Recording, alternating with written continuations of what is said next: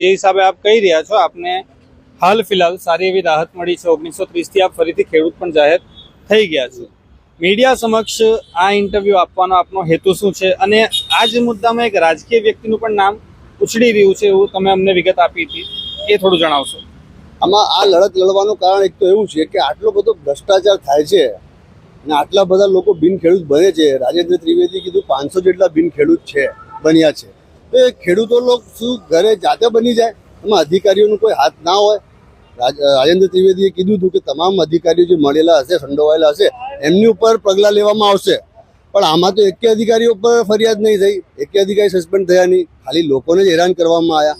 બીજું કે મારી લડત એના માટે છે કે જ્યાં અધિકારીઓએ પૈસાના ભૂખના લીધે અને કરપ્શનના લીધે મારો ઘર પરિવારનું જીવન બરબાદ કર્યું, તો આવનારા સમયમાં બીજો કોઈ અધિકારી આમના જેવું કોઈકનું ઘરનું પરિવારને બરબાદ કરતા વિચારે કે ભાઈ કોઈ ન્યાય માટે લડીને ક્યાં સુધી જઈ શકે છે, એના કારણે આ લડત ચાલુ કરી છે.